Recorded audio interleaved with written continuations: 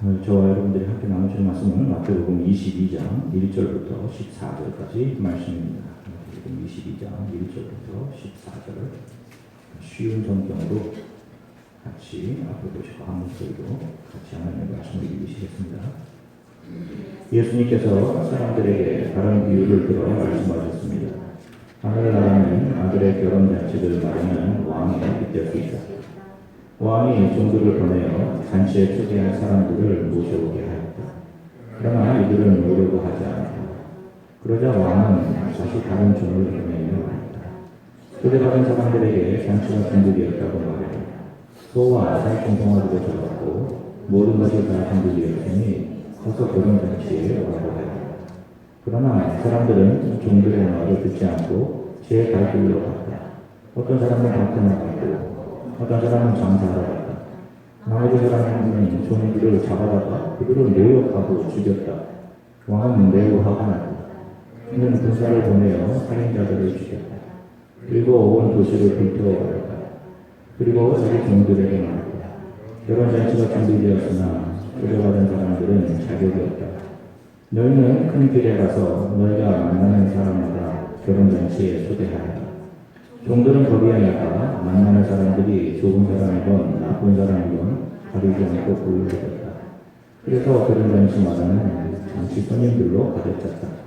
왕이 그들을 보러 들어왔다가 결혼잔치 예복을 입지 않은 사람을 보았다. 그 사람에게 왕이 말했다. 친구여, 결혼잔치 예복을 입지 않고 어떻게 여기 들어왔는가? 그 사람은 아무 말도 하지 못했다. 왕이 종들에게 말했다. 그 사람의 손과 발을 묶어서 아까 어두운 곳에 던져버려라. 그곳에서 슬피 울고 고통스럽게 일을 할 것이다. 초대받은 사람은 많으나 선택된 사람은 적다. 아멘. 할렐루야. 여러분 한 시간 동안 평안하셨습니까?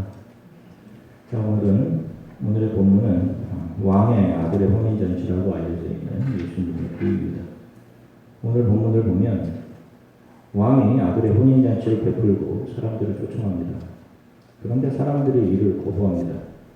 참 이상하죠? 왕의 아들의 혼인잔치이면 얼마나 먹을 것과 볼 것이 많이 있었겠습니까? 최고의 잔치였을 터인데 그 초대를 거부합니다. 왜였을까요? 이유는 단 한 가지였을 것입니다. 그것보다 더 소중한 것이 있었기 때문입니다. 그것이 무엇이냐면 바로 그들의 일상이었습니다. 일상에서 지금 맺고 있는 관계, 나의 삶의 영역들, 나의 소유를 지키고 늘리고 하는 일들, 세상의 힘을 키워가는 일들, 나를 채워주고 은입해주는 그 일상이 그들에게는 그 무엇보다도 더 중요했던 것입니다. 같은 이야기를 다루고 있는 누가복음 14장 17절부터 20절까지 그 말씀을 같이 보시겠습니다. 잔치할 시각에 그 청하였던 자들에게 종을 보내어 이르되 오소서 모든 것이 준비되었나이다 하며 다 일치하게 사양하여 한 사람은 이르되 나는 밭을 샀으니 아무래도 나가 보아야 하겠으니 청컨대 나를 양해하도록 하라 하고 또 한 사람은 이르되 나는 소 5개를 샀으며 시험하러 가니 청컨대 나를 양해하도록 하라 하고 또 한 사람은 이르되 나는 장사를 했으니 그런 것 같이 못하겠노라 하는지라. 아멘. 그들은 이 땅에 잠시 지나가는 인생, 이 크로노스 물질기 안에서 이 세상의 권력을 잡은 자, 사탄에 의해 보완된 가치와 행동 의식의 이 틀 안에서 돌아가고 있던 그 일상을 그 안에서 자신들에게 주어진 소유들, 그 관계들을 지켜내기 위해 왕의 초대, 복음을 거부하고 있는 겁니다. 내 힘과 노력으로 일궈낸 결과물들, 이것이 내 것인데 이것을 절대로 빼앗기지 않으려고 하는 거예요.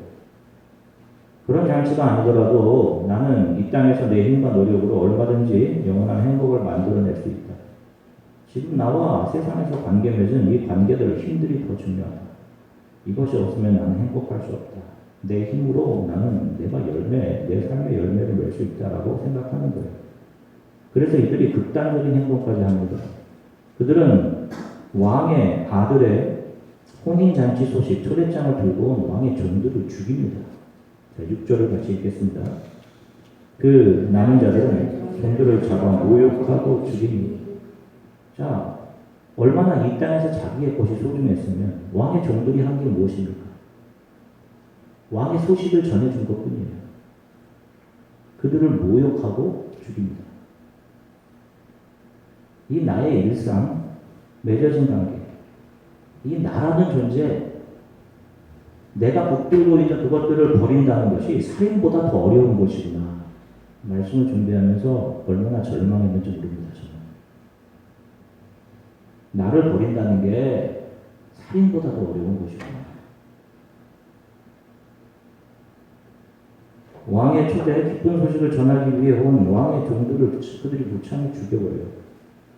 그냥 잔치에 참여하지 않으면 될 것을 그들은 왜 왕의 종들을 죽이기까지 하는 걸까요? 모욕하면서 죽입니다.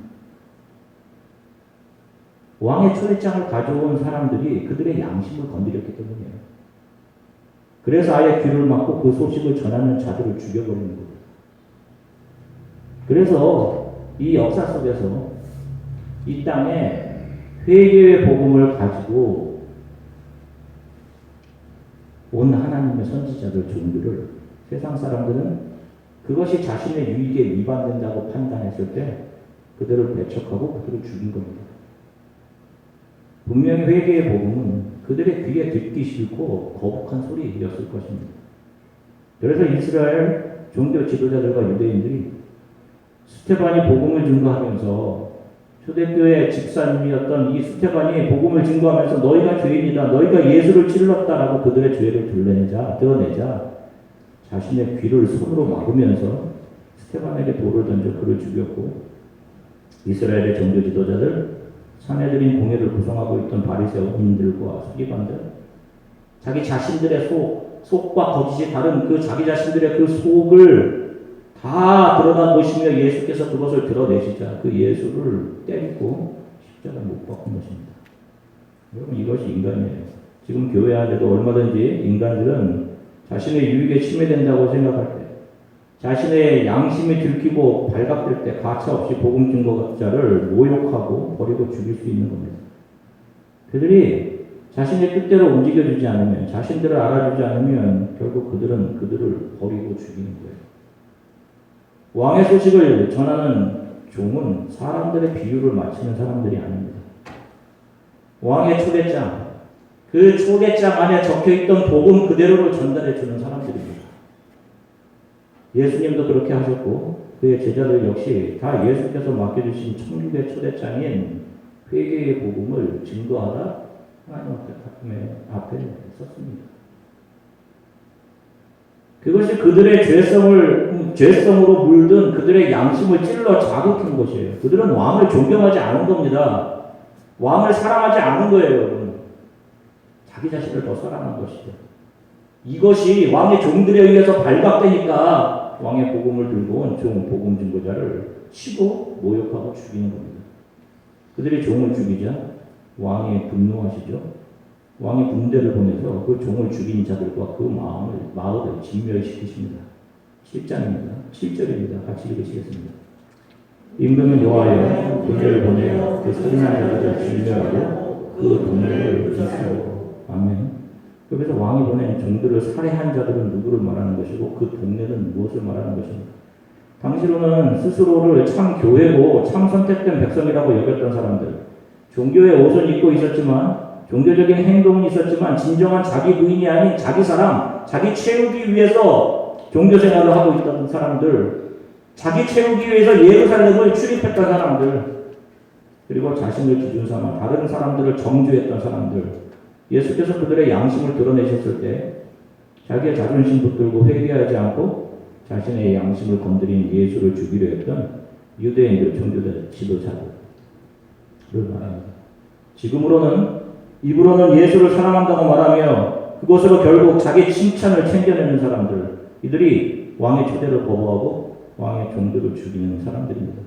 그들에게 심판이 임하는 것입니다. 이것이 곧 일어나게 될 것이에요. 그래서 오늘 본문에서는 그들이 신앙의 위안으로 삼고 있던 예루살렘, 그 동네가 곧 72년 허물어지고 이방 족속에게 넘어가게 되는 겁니다. 그리고 왕은 어떤 일을 합니까? 그런 유대주의, 인본주의, 세상의 가치와 성공의 기준으로 볼 때 기준 미달이었던 사람들, 세상에서 형편없다고 생각했던 그런 사람들, 그들에 의해서 폄하되고 비판받고 정죄되었던 사람들, 그런 사람들을 초대합니다. 같은 이야기를 담고 있는 누가복음 14장 21절 같이 읽으시겠습니다. 종이 돌아와 주인에게 그대로 고하는 이에 집주인이 노하여 그 종에게 이르되 빨리 시내의 거리와 골목으로 나가서 가난한 자들과 몸 불편한 자들과 맹인들과 저는 자들을 데리고 오라 하니라. 그리고 오늘 보면 마태복음 22장 10절 같이 읽으시겠습니다. 종들이 길에 나가 악한 자나 선한 자나 만나는 대로 모두 데려오니 혼인잔치에 신이 가득한지라. 여기를 보시면 선한 자와 심지어 악한 자, 연약한 자들이 다 초대되었습니다. 당시에 율법의 기준으로 저주받았던 사람들, 바로 맹인들, 몸이 불편한 사람들 다 초대받죠. 여기서 우리가 무엇을 알 수 있습니까? 여러분, 우리의 기준으로 우리가 누군가를 비판하는 거, 어떤 사람이 선하고 악하고 저런 사람이 무슨 자격이 있어 라고 하는 그 사람들, 그렇게 정의하는 그런 판단은 하나님의 초청의 기준이 되지 못하는 겁니다. 교회는 그런 기준으로 사람을 보고 평가하고 판단하면 안 되는 겁니다. 그래서 하나님은 우리가 판단하는 그런 기준으로 사람을 평가하지 않으십니다. 그래서 눈에 티를 가지고 있는 사람들, 거짓말도 하고 음흉한 생각도 하고 욕심도 남아있고 쉽게 분노하기도 잘하는 그런 티를 가지고 있는 사람들이 왕의 혼인잔치에 초대될 수 있는 겁니다. 그 자격은 오직 하나님만 일방적으로 부여하십니다. 그래서 세상에서 형편없다라고 인정받던 사람들인데, 나도 내 안에 죄가 얼마나 형편없는지를 잘 알고 있었는데, 그런 우리를 초대해 주신 하나님의 은혜에 감격해서 나 같은 죄인 살리신 주의 은혜 놀랍습니다. 이런 고백을 이들이 할 수 있는 거예요. 그런데 11절부터 13절을 같이 읽으시겠습니다. 임금이 손님들을 불러 들어올세 거기서 예복을 입지 않은 한 사람을 보고 이르되 친구여 어찌하여 예복을 입지 않고 여기 들어왔느냐 하니 그가 아무 말도 못하거늘 임금이 사원들에게 말하되 그 손발을 묶어 바깥 어두운 데에 내던지라 거기서 슬피 울며 이를 갈게 되리라 하니라. 아멘. 그런데 그렇게 초청을 받고 들어온 사람들 중에 예복을 입지 않은 사람이 있었습니다. 당시 잔치집 풍속은 초대된 주인의 집에서 자신이 입고 왔던 옷을 벗어 주인에게 건네주고 주인이 주는 옷으로 갈아입고 잔치에 참여하는 것이 기본 상식이었습니다. 내 옷을 벗고 주인이 내어주는 옷을 입는다는 것은 주인에 대한 예의이며 존경의 표시였단 말이에요. 그런데 어떤 사람들은 자신의 옷을 벗어 주인이 내어준 옷을 입고 잔치에 들어올 것이 아니라 여전히 자기 자신의 옷을 입고 들어와 있었어요. 여러분, 이게 무엇을 말하는 것입니까? 초대받은 사람들은 은혜의 복음을 듣고 교회 안으로 들어온 사람들입니다. 그 안에서 그들은 모인 사람들과 함께 교제하며 신앙생활을 합니다. 이 안에 똑같이 지금 이 안에서. 그런데 이 비유는 진정한 신앙생활이라는 것이 무엇인지 예수 그리스도께서 이 비유를 통해 정확하게 우리들에게 언급을 해주시는 거예요. 그 진정한 신앙생활이라는 것은 너희들이 입고 있었던, 너희들이 가져왔던 그 세상의 옷을 벗어버리고 예수가 이것으로 입어라 라고 하는 그 옷으로 갈아입는 것, 그것이 진정한 신앙생활인 것입니다. 이게 신앙생활의 정의인 거예요, 여러분. 열심히 하고 또박또박 여러분들 밀추얼에 참여하시고 하는 것이 아니에요, 여러분. 매주 나와서 열심을 내어 봉사하고 직분을 맡아 리더의 역할 잘하고 헌금하고 교제하는 것, 여러분 그것이 신앙생활을 잘 하시는 것이 아닙니다. 말씀을 듣고 내가 입고 있었던 이 옷이 예수의 옷이 아니구나 라고 해서 예수의 옷으로 갈아입는 것, 여러분 이것이 신앙생활인 거예요. 우리의 죄의 옷을 예수가 가져가시고 자신의 피로 그 자신의 옷을 적시시며 우리의 죄를 씻으시고 우리들에게는 예수께서 예수 자신의 옷, 흰 옷을 우리들에게 입혀주시는 것입니다. 이것이 구원인 거예요, 여러분. 그래서 아무리 악하고 이기적이며 추악한 죄를 지은 사람이라도 주인의 초청에 초대되어 자신의 입고 있던 세상의 옷을 벗어버리고 주인 예수 그리스도가 은혜 가운데 입혀주시는 옷으로 갈아입으면 그 사람은 하나님 앞에서 깨끗한 의인이며 영원한 천국잔치에 들어갈 자격이 있는 사람인 겁니다. 그 사람이 모든 것을 다 얻은 사람인 거예요, 여러분. 많은 사람들이 이 세상에서 평생을 거쳐서 그토록 입고 싶어하는 옷들이 있습니다. 여러분들은 어떤 것을 입고 싶으세요? 생각해보세요. 소위 이 세상에서 자신을 다른 사람들보다 더 가치 있게 보여주는 거, 세상이 규정한 아름다움과 힘들, 그런 옷들을 입고 싶어 한단 말입니다. 그래서 명품의 레이블이 붙은 좋은 옷이나 고급차를 타려고 하는 거예요, 사람들이. 누군가 성공이라고 오른 그 자리에 죽으라고 자신도 오르려고 하는 겁니다. 세상은 그런 사람을 성공한 사람, 고상한 사람으로 여기죠. 이 세상이 만들어 놓은 틀에 자기가 입을 옷을 맞추고 재단하는 겁니다, 여러분. 그런 틀에 자신을 잘 맞추어 만들어진 것들로 옷을 해입고는 그런 삶을 성공적인 삶이라고 여기고, 그런 옷을 하나씩 둘씩 해입을 때마다 거기서 만족과 행복을, 희열을 느끼는 거예요. 그래서 예수를 따르는 우리들도 그런 옷을 하나둘씩 입고 우리 옆에 사서 살아가는 이 세상에 속한 사람들을 보면, 야, 혹시 나는 이 세상에서 행복을 잃어버리는 건 아닌가? 나는 어떻게 하지? 여러분, 이런 두려움이 우리들에게도 있는 거예요. 그런 거 바라보면서. 정상입니다, 여러분. 정상입니다. 그런데 교회는 이런 세상의 가치가 다 부정되고 기각되는 것입니다. 여러분, 우리 교회가 어떤 교회 되게 원하세요? 하나님의 은혜와 사랑의 원리에 의해서 움직이는 교회가 되게 원치 않으세요? 아멘. 세상적인 그냥 교제가 있는 그럭저럭한 선에서 서로를 알아주면 그런 것 되기를 원하시는가? 그것은 잠시 지나가는 이 땅에서만 소용되는 세상에 속한 힘인 겁니다. 그건.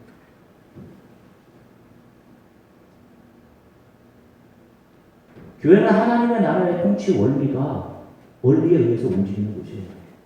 세상의 이데올로기에 의해서 움직이는 곳이 아닙니다. 교회는 눈에 보이는 세상, 잠시 지나가는 이 세상이 아닌 영원한 하나님의 나라를 품고 소망하는 곳이기 때문에, 그것을 잃어버리기 때문에 우리가 매주 모여서 우리의 소망하는 게 이거야 라고 다시 한번 확인하는 겁니다. 목사는 그것을 보여주는 것이고요.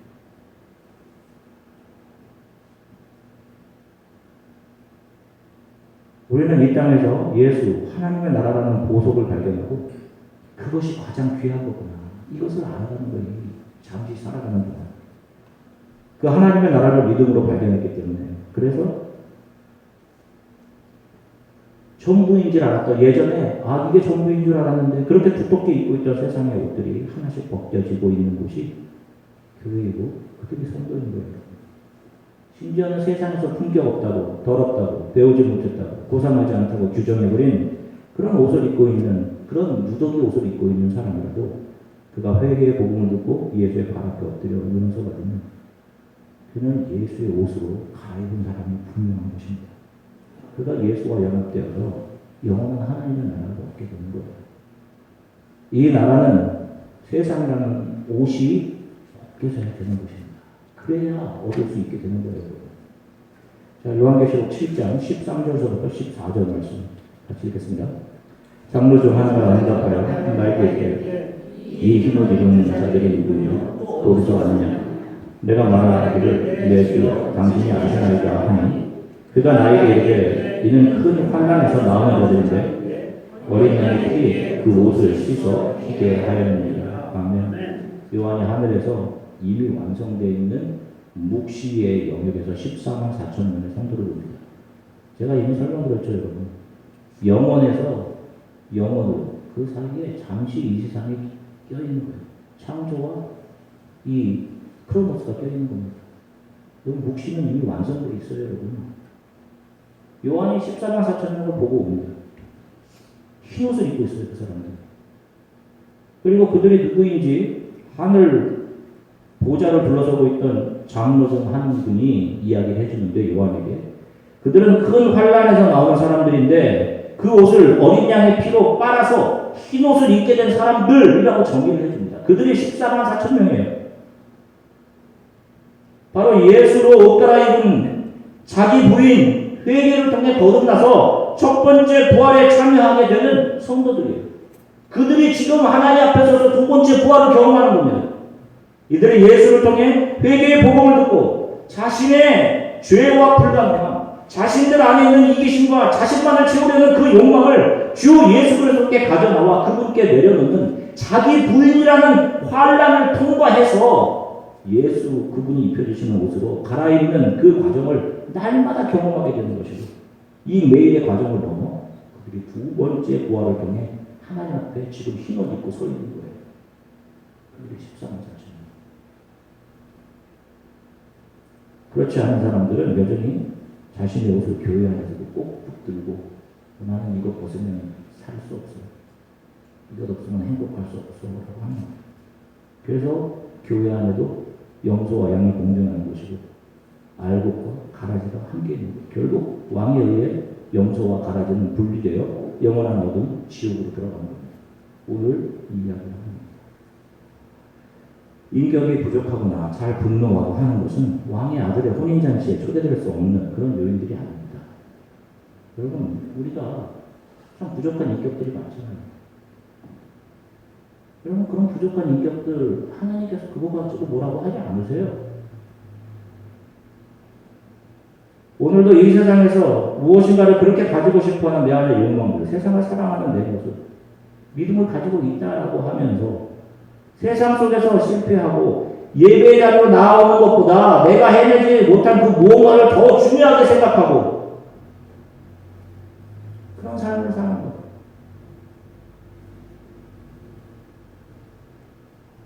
그런 삶의 모습이 욕망들이 여러분들 안에 있으실 겁니다.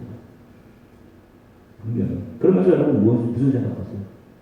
나는 구원받은 사람이 많나? 라는 생각을 수없이 해요. 그러나 여러분 꼭 기억하십시오. 그런 내 안에 나타나는 연약함들과 날마다 실패하고 쉽게 분노하고 자기만을 사랑하는 이기적인 성격들이 우리를 왕이 베푸는 아들의 혼인잔치에 참여하지 못하도록 하는 그런 것이 아니에요. 그런 자들도 다 초대받았습니다. 요즘 제가 느끼는 게 그렇습니다. 제 안에 있는 정말 목사로서 여러분들에게 이게 들키면 어떻게 할까라고 생각하는 분노, 미움, 죄들이 어떻게 이렇게 가득 내 안에 들어있나 하는 거예요. 여러분은 저를 본받으시면 안 돼요.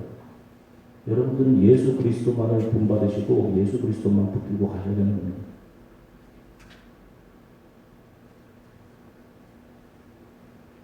그런 나의 연약함, 하나님 앞에서 인정한 한, 그런 내 안에 있는 티끌들은 아무것도 아닌 거예요. 예수님께서 너 그냥 티끌이라고. 그러나 자신 안에 있는 티끌을 모르고 나는 잘하고 있는데, 나는 예수님을 사랑하는데 라고 생각하고 있다면, 그래서 그러지 못한 사람들을 자신의 생각으로 판단하고 기준하고 정죄하고 있다면 그 티끌은 들보가 되는 겁니다, 여러분. 그래서 너 눈에 있는 티끌은 들보는 보지 못하고 다른 사람의 티끌은 뭐냐? 그 티끌은 내가 다 용서하는 거야 라고 하신 거예요.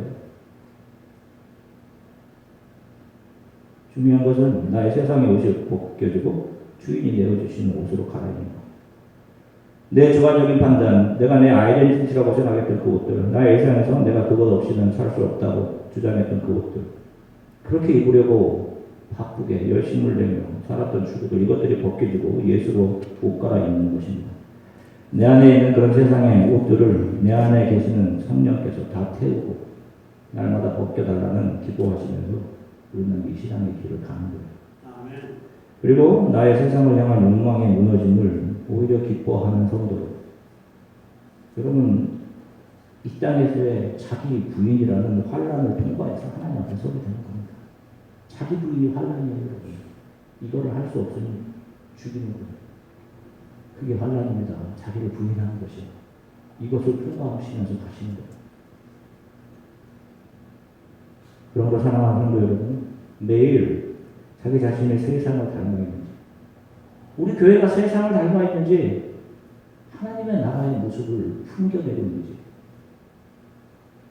여러분들은 예수를 닮아 있는지 이 세상의 원어로 되는 이 세상의 사람들 닮아 있는지 매일 점검하시고 깨어 근신하시고 하루하루 믿음으로 견뎌내시고 자기 부인이라는 혼란을 잘 통과해 가십시오. 우리가 잘 아는 생수 브랜드 중에 에비앙이라는 생수가 있어요. 최고급 생수입니다. 이것은 프랑스의 작은 마을인 에비앙에서 나오는 물이에요. 이 마을 앞으로는 알프스 산맥을 바라보고 있고 뒤로는 르만 호수를 등지고 있는 아름다운 마을입니다. 그런데 이 에비앙 생수는 알프스에서 만년설이 녹아내린 물이 지하를 통해 산맥과 오지를 따라 15년을 흐르면서 땅속에서 정화되어 최고의 생수로 만들어진 물이에요.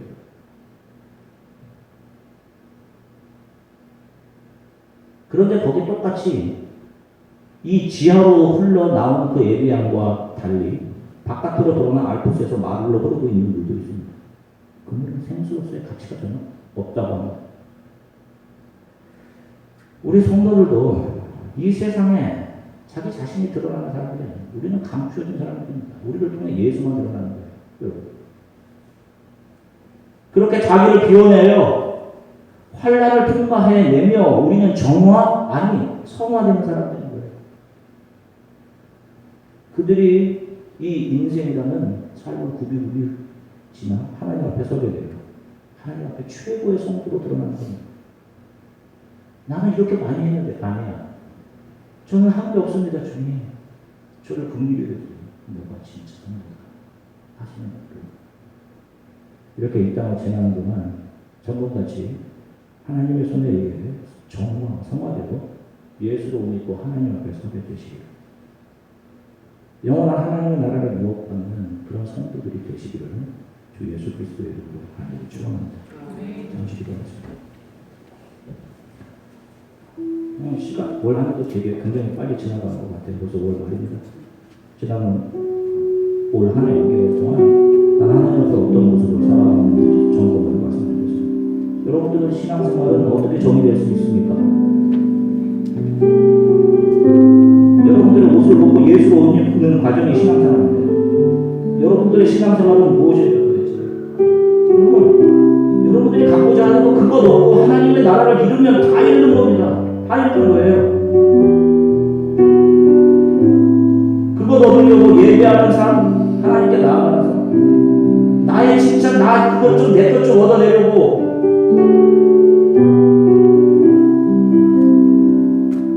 그렇게 모습하는 것이 높아지지 않으면 하나님의 나라가 얻을 수 없는 거예요. 하나님, 저를 긍휼히 여겨주십시오. 나에게 회개의 복음이 주어졌다면 다시 한번 하나님, 그래서 내 양심이 찔린다면 하나님 앞에 엎드리고 그렇습니다. 이게 접니다, 주님. 저를 긍휼히 여겨주십시오. 그토록 입고 싶어하는 그 옷이, 그것은 이 세상에 속한 것이었습니다.